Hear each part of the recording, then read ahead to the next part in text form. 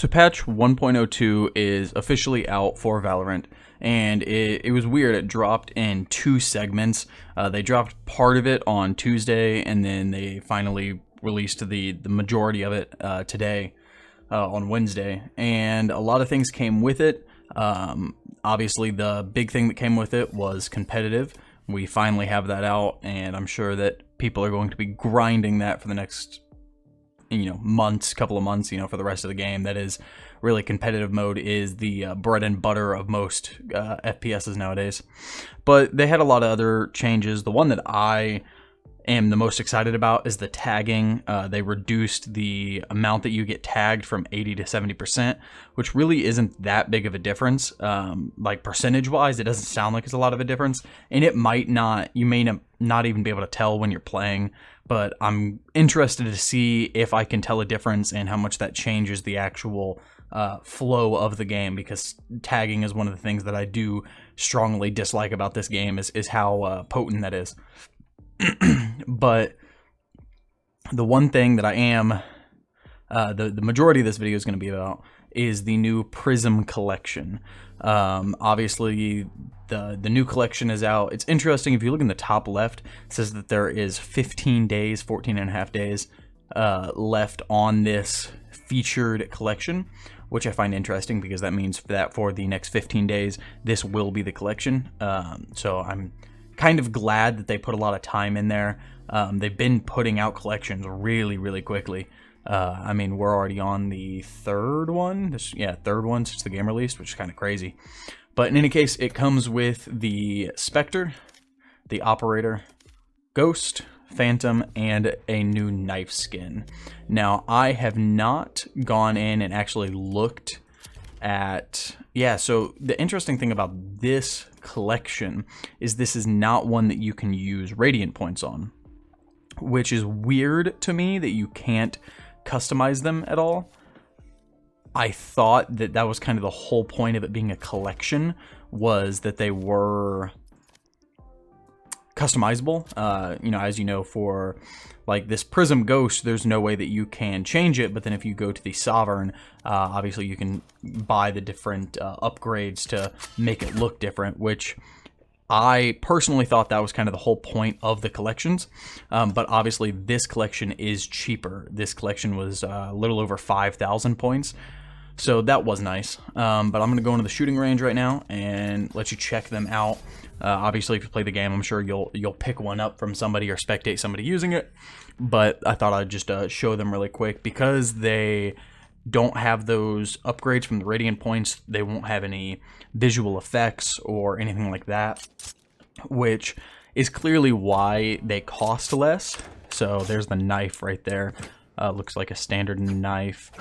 I do like that they added that little double-handed knife back. I do enjoy that. That is nice. It looks like they also changed the animations, unless it's just that wall. Yeah, that is interesting.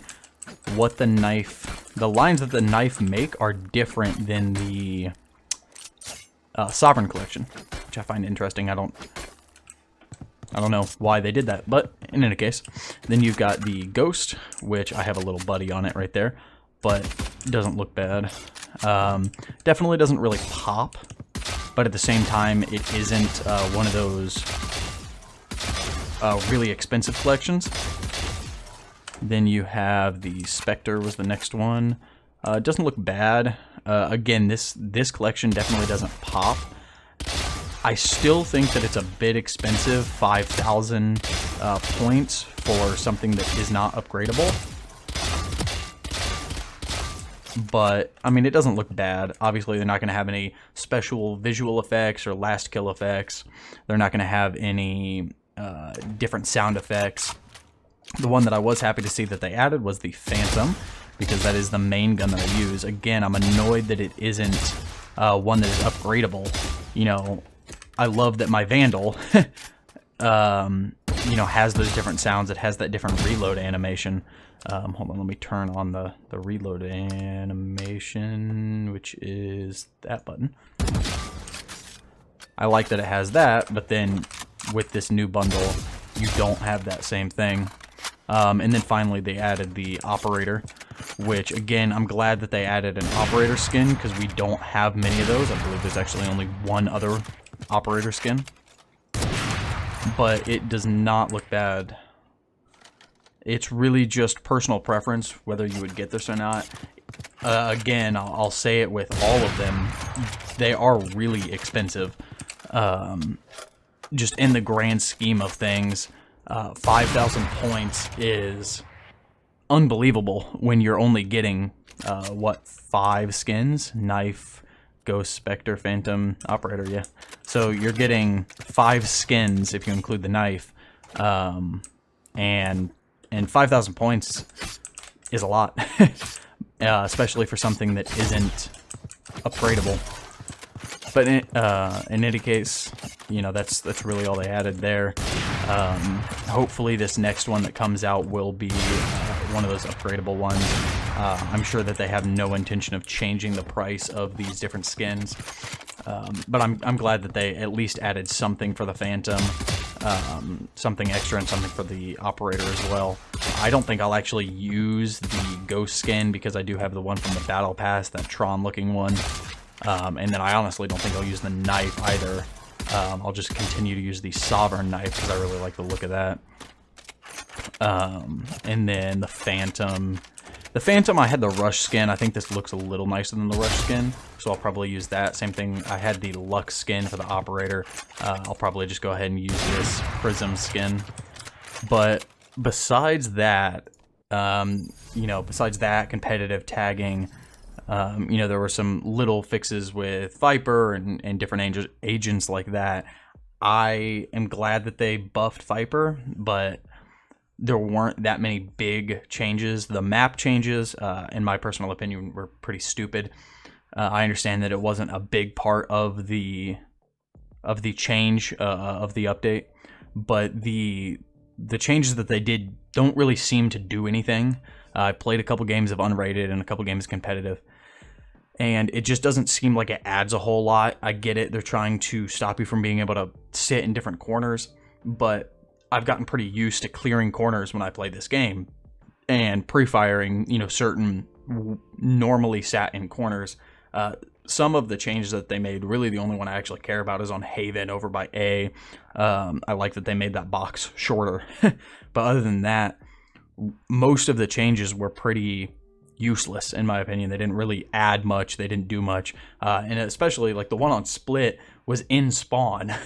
I don't think I've ever seen anybody sit in that corner, and I don't know why you even would want to sit in that corner unless maybe you were saving or watching for a rotate, but there's so many other corners over there and an entire giant spawn area, so it's just weird little fixes. I don't know why they thought that that was one of the important things.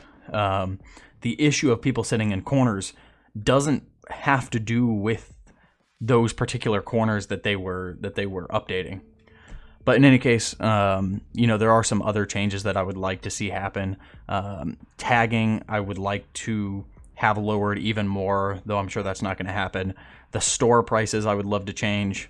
I know that's not going to happen either. And then the Battle Pass really needs to be easier to go through. I'm on tier 39 out of 50. And we still have like a month, so I'm sure I'm going to get through all 50. But for the Battle Pass to take as long as it does is insane.